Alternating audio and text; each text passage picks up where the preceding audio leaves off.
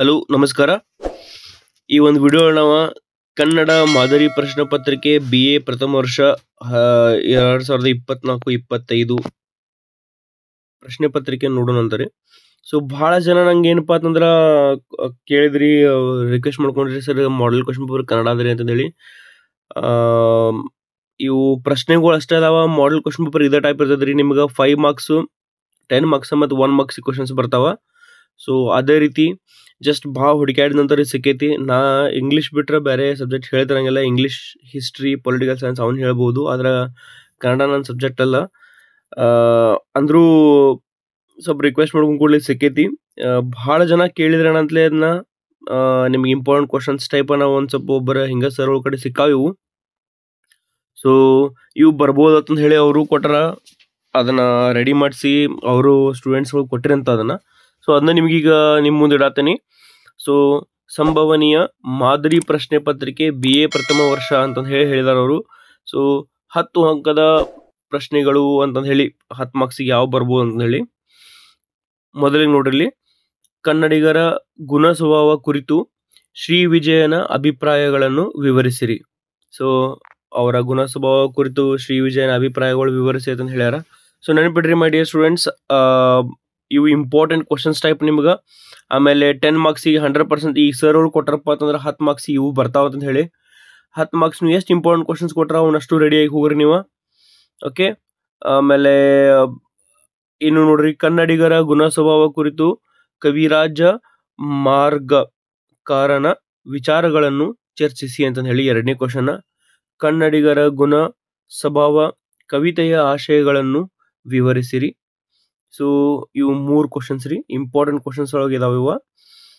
Next ನೋಡ್ರಿ ಯಾವಪ್ಪ ಅಂತಂದ್ರ 4ನೇ ಕ್ವಶನ್ 10 ಮಾರ್ಕ್ಸಿಗೆ ಬರುವಂಥದ್ದು. ಮೈ ಡಿಯರ್ ಸ್ಟೂಡೆಂಟ್ಸ್, ಕನ್ಫ್ಯೂಷನ್ ಮಾಡ್ಕೋಕ್ ಹೋಗ್ಬೇಡ್ರಿ, 10 ಮಾರ್ಕ್ಸಿಗೆ ಬರ್ತಾವ. ಇಲ್ಲಿ ಮೇಲಿದ್ ನೋಡ್ರಿ, 10 ಅಂಕಗಳ ಪ್ರಶ್ನೆಗಳು. ಸೊ ನಿಮ್ಗೆ 10 ಮಾರ್ಕ್ಸ್, 5 ಮಾರ್ಕ್ಸ್ ಮತ್ತು 1 ಮಾರ್ಕ್ಸಿಗೆ 100% ಇರ್ತಾವ. ನಿಮ್ಮ ಸಿಲೆಬಸ್ ಒಳಗೆ ಕೊಟ್ಟಾರ ನೋಡ್ರಿ. ಯಾವ್ಯಾವ ರೀತಿ ಅಂದ್ರೆ ಬ್ಲೂ ಪ್ರಿಂಟ್ ಅಂದ್ರೆ ಏನ್ರಿ, ಯಾವ ಟಾಪಿಕ್ ಒಳಗಿಂದ ಎಷ್ಟು ಮಾರ್ಕ್ಸ್ ಕ್ವಶನ್ ಕೇಳ್ಬೇಕಂತ ಐತಲ್ಲಿ. ನಿಮ್ಗೆ 1 ಮಾರ್ಕ್ಸ್, 5 ಮಾರ್ಕ್ಸ್, ಆಮೇಲೆ 10 ಮಾರ್ಕ್ಸ್ ಕ್ವಶನ್ಸ್ ಇರ್ತಾವ. ಆಮೇಲೆ ಗ್ರಾಮರ್, ನಿಮ್ಗೆ ಉಳಿದಿದ್ದು ಗ್ರಾಮರ್ ಏನೈತೋ ಅದು ಗ್ರಾಮರ್ ನೋಡ್ಕೋರಂತ. ಇನ್ನು ಇದಿಷ್ಟಾತ್ರಿ. 4ನೇ ಕ್ವಶನ್ ಇದೆ, ಕುಲದ ವಿಚಾರ ಕುರಿತು ಕನಕದಾಸರ ಅಭಿಪ್ರಾಯವನ್ನು ಕೀರ್ತನೆಯ ಹಿನ್ನೆಲೆಯಲ್ಲಿ ವಿಶ್ಲೇಷಿಸಿರಿ. ಸೊ ಕುಲದ ವಿಚಾರ ಕುರಿತು ಕನಕದಾಸರ ಅವ್ರ ಏನ್ ಅಭಿಪ್ರಾಯ ಐತೆ ಅನ್ನೋದು ಕ್ವಶನ್ ಕೇಳಿದಾರೆ. ಕುಲ ಅಂದ್ಕೂಡ್ಲೆ ಇಲ್ಲಿ ಮೇ ಬಿ ಅವ್ರೊಂದು ಲಿರಿಕ್ಸ್ ಐತ್ರಿ, ಏನಪ್ಪಾ ಅಂತಂದ್ರೆ ಕುಲ ಎಂದು ಅಂತಂದು ಹೇಳದ, ಮೇ ಬಿ ಅದ್ರ ಮೇಲೆ ಕೇಳಿದಾರ ಅವರು. ನೆಕ್ಸ್ಟ್ ನೋಡ್ರಿ, ವ್ಯಾಸರಾಯರ ಕೀರ್ತನೆಯ ಸಾರಾಂಶವನ್ನು ವಿವರಿಸಿರಿ. ಸೊ ವ್ಯಾಸರಾಯರ ಒಂದು ಸಾರಾಂಶ ಏನಿತ್ತು ಅನ್ನೋದ್ರ ಬಗ್ಗೆ ಕೇಳಿದಾರ. ನೆಕ್ಸ್ಟ್, ಪುರಂದರದಾಸರ ಕೀರ್ತನೆಯನ್ನು ಸಾರಾಂಶವನ್ನು ವಿವರಿಸಿರಿ. ಕೆರೆಗೆ ಹಾರ ಜಾನಪದ ಕಥನ ಗೀತೆಯಲ್ಲಿ ಅಭಿವ್ಯಕ್ತವಾದ ಸ್ತ್ರೀ ತ್ಯಾಗದ ಕುರಿತು ವಿವರಿಸಿ ಅನ್ನೋ ಒಂದು ಕ್ವಶನ್. ಇದು 7ನೇದ್ರಿ. ನೆಕ್ಸ್ಟ್, ಗೋವಿನ ತ್ಯಾಗದ ಸ್ಥಿತಿಯನ್ನು ಕುರಿತು ಜನಪದಕಾರನ ಅಭಿಪ್ರಾಯಗಳನ್ನು ವಿಶ್ಲೇಷಿಸಿರಿ.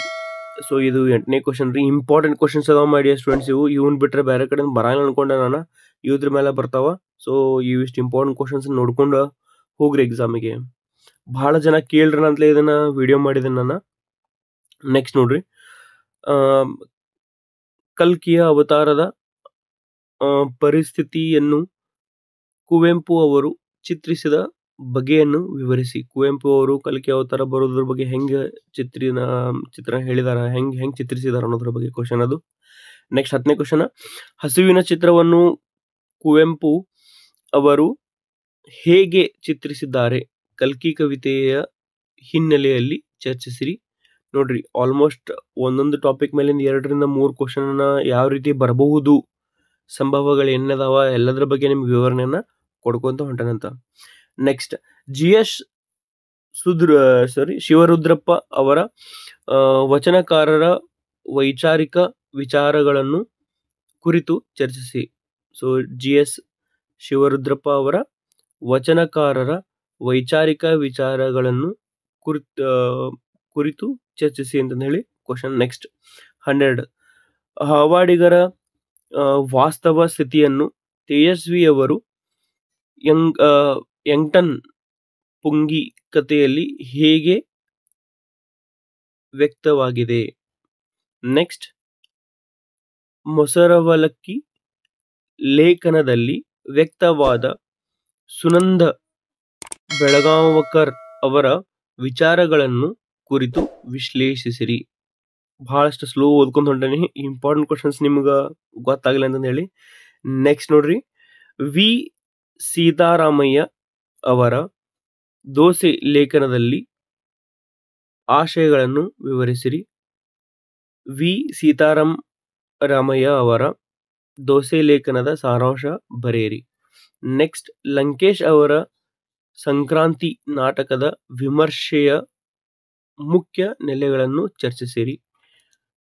ನೋಡ್ರಿ, ಪ್ರತಿಯೊಂದು ಟಾಪಿಕ್ ಮೇಲೂ each and every topic they have given the important questions. ನನಗನ್ಸೋ ಮಟ್ಟಿಗೆ ಇವನ್ ಬಿಟ್ಟು ಮತ್ತೆ ಬೇರೆ ಕಡೆ ಬರೋಕ್ಕಿಲ್ಲ ಅಂತ ಅನ್ಕೊಂಡೆ. ನಾನು ಭಾಳ ಹುಡುಕಾಡಿ ಕೊಡ್ಲಿ ಸಿಕ್ಕೈತಿ.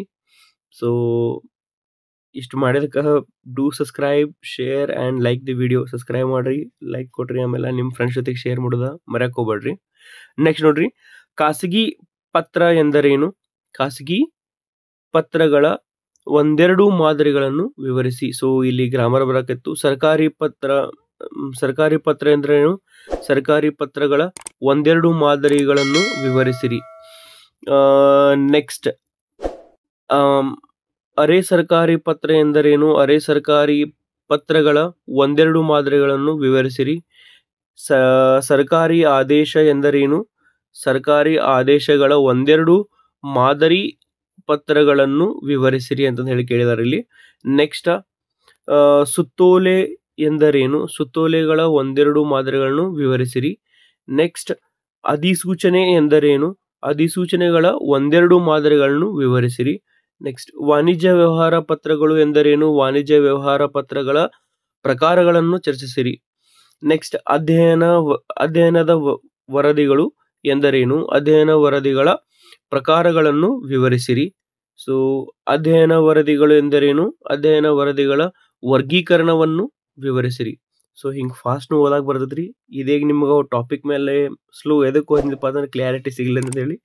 ನೆಕ್ಸ್ಟ್ ನೋಡ್ರಿ, 5 ಪ್ರಶ್ನೆಗಳು, 5 ಅಂಕದ ಪ್ರಶ್ನೆಗಳು 5 ಮಾರ್ಕ್ಸಿಗೆ ಯಾವ ಬರ್ತಾವ ಅಂತ ಹೇಳಿ. ಐ ಹೋಪ್ ನಿಮ್ಗೆ ಈ ಒಂದು ಐಡಿಯಾ ಸಿಕ್ಕಿರ್ಬೇಕು ಯಾವ ರೀತಿ ಕ್ವಶನ್ಸ್ ಬರ್ತಾವಂತ. ಟೋಟಲ್ ನಿಮ್ಗೆ 25 ಕ್ವಶನ್ ಕೊಟ್ಟೇನ್ರಿ, 10 ಮಾರ್ಕ್ಸ್ ಇದ್ವು ರೀ. ಇನ್ನು 5 ಮಾರ್ಕ್ಸ್ ಯಾವ ರೀತಿ ಬರ್ತಾವಂತ ನೋಡ್ರಿ. 5 ಅಂಕದ ಪ್ರಶ್ನೆಗಳು. ಎಲ್ಲಾ ಕವಿಗಳ ಪರಿಚಯ ನೆನಪಿಟ್ಕೋರಿ. ಎಲ್ಲಾ ಕವಿಗಳ ಪರಿಚಯ ನೆನಪಿಟ್ಕೋರಿ. ಕಲ್ಕಿ ಕವಿತೆಯ ಸಾರಾಂಶ, ಪತ್ರದ ವಿಧಗಳನ್ನು ಪರಿಚಯಿಸಿರಿ. ವಾಣಿಜ್ಯ ವ್ಯವಹಾರ ಪತ್ರಗಳು, ಅಧ್ಯಯನದ ವರದಿಗಳು, ಸರ್ಕಾರಿ ಆದೇಶಗಳು, ಖಾಸಗಿ ಪತ್ರ, ಕವಿರಾಜ ಮಾರ್ಗ ಕೃತಿ ಪರಿಚಯ, ದೋಸೆ ಲೇಖನದ ಆಶಯ, ಮೊಸರವಲಕ್ಕಿ ಲೇಖನದ ಆಶಯ. ಸೊ ಇವಿಷ್ಟು ನೀವು 5 ಮಾರ್ಕ್ಸ್ಗೆ ನೆನ್ಪಿಡ್ಕೋಬೇಕ್ರಿ. ಇವು 5 ಮಾರ್ಕ್ಸಿಗೆ ಬರ್ತಾವ. 25 ಕ್ವಶನ್ ಬರುವಂಥವು. ಆಮೇಲೆ ಇಲ್ಲಿ 5 ಮಾರ್ಕ್ಸ್ ಯಾವ ರೀತಿ ಬರ್ತಾವ ಅಂತ ಹೇಳಿ ನಿಮ್ಗೆ ಒಂದು ಐಡಿಯಾ ಸಿಕ್ಕಿರ್ಬೋದು ಅಂತ ಅನ್ಕೊಂಡೆ ನಾನು. So my dear students, all the best for your exams. ಆಮೇಲೆ ಈ ವಿಡಿಯೋ ನಿಮ್ಗೆ ಇಷ್ಟ ಆಗಿತ್ತಪ್ಪ ಅಂತಂದ್ರೆ ಲೈಕ್ ಕೊಡ್ರಿ, ಸಬ್ಸ್ಕ್ರೈಬ್ ಮಾಡಿರಿ, ಆಮೇಲೆ ಶೇರ್ ಮಾಡಿರಿ ನಿಮ್ಮ ಫ್ರೆಂಡ್ಸ್ ಜೊತೆಗೆ. And all the best for your exam. ಇನ್ನು 1 ಅಂಕದ ಪ್ರಶ್ನೆಗಳು 1 ಮಾರ್ಕ್ಸ್ ಎಲ್ಲಿಂದ ಬರ್ತಾವ, ಯಾವ ಟೈಪ್ ಇರ್ತಾವ ಅಂತ ಹೇಳಿ ಕೊಟ್ಟನೆ ಇಲ್ಲಿ. ಸೊ 1 ಅಂಕದ ಪ್ರಶ್ನೆಗಳು, ಕವಿಗಳ ಜನ್ಮಸ್ಥಳ ಬಿಡ್ಕೋರಿ. ವಿದ್ಯಾರ್ಹತೆಗಳು, ಅವರಿಗೆ ಬಂದ ಪ್ರಮುಖ ಪ್ರಶಸ್ತಿಗಳು. ಎಸ್, ಕವಿಗಳಿಗೆ ಬಂದಂತ ಪ್ರಮುಖ ಪ್ರಶಸ್ತಿಗಳು ಯಾವುವು? ಲೇಖನಗಳ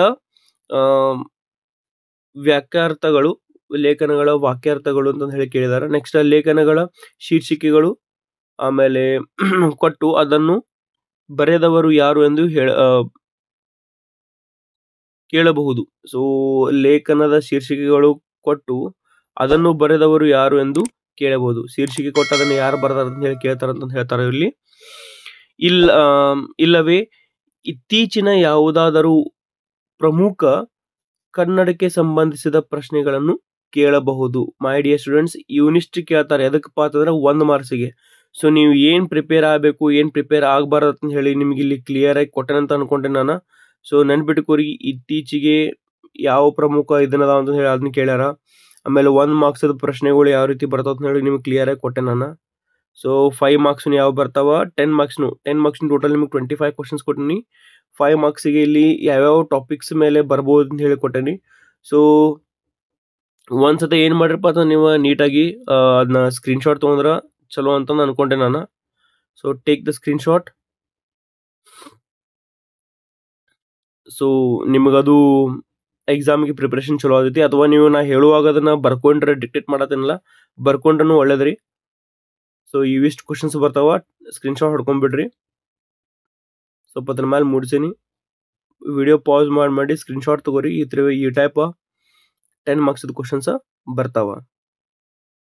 ಇನ್ನು 5 ಮಾರ್ಕ್ಸ್ ಕ್ವಶನ್ಸ್ ನೋಡ್ರಿ, ಅಷ್ಟೂ ಎಲ್ಲ ಒಮ್ಮೆ ಹೊಡ್ಕೊಂಡ್ಬಿಟ್ರಿ. 5 ಮಾರ್ಕ್ಸ್ ಕ್ವಶನ್ ಇಷ್ಟದಾವ ಟೋಟಲ್. ಎಸ್, ನೆಕ್ಸ್ಟ್ ನೋಡ್ರಿ 1 ಮಾರ್ಕ್ಸಿನ ಕ್ವಶನ್ ಯಾವ ಟೈಪ್ ಬರ್ಬೋದು ಅಂತ ಹೇಳಿ. Yes, thank you my dear students. ಇದಿಷ್ಟು ಏನಪ್ಪ ಅಂತಂದ್ರೆ ನಿಮ್ಗೆ ಮಾಡೆಲ್ ಕ್ವಶನ್ ಪೇಪರ್ ಆಯಿತು. ಆಮೇಲೆ ಯಾವ ಟೈಪ್ ಎಲ್ಲಿಂದ ಕ್ವಶನ್ಸ್ ಬರ್ತಾವೆ, ಯಾವ ಟಾಪಿಕ್ ಒಳಗಿಂದ ಅಂತ ಹೇಳಿ ಕ್ಲಿಯರಾಗಿ ಕೊಟ್ಟೇನಿ. ನಿಮ್ಗೆ ಈ ವಿಡಿಯೋ ಇಷ್ಟ ಆಗಿತ್ತಪ್ಪ ಅಂತಂದ್ರೆ ಸಬ್ಸ್ಕ್ರೈಬ್ ಮಾಡಿರಿ, ಶೇರ್ ಮಾಡಿರಿ, ಆಮೇಲೆ ಲೈಕ್ ಕೊಡೋದು ಮರೆಕೋಬೇಡ್ರಿ. ಹಂಗೆ ನೆಕ್ಸ್ಟ್ ಟಾಪಿಕ್ ಯಾವುದ್ರ ಮೇಲೆ ಬೇಕು ಅಂತ ಹೇಳಿ ನನಗೆ ಹೇಳ್ರಿ, ಅದನ್ನ ವಿಡಿಯೋ ಮಾಡ್ತೇರಂತ. Thank you very much.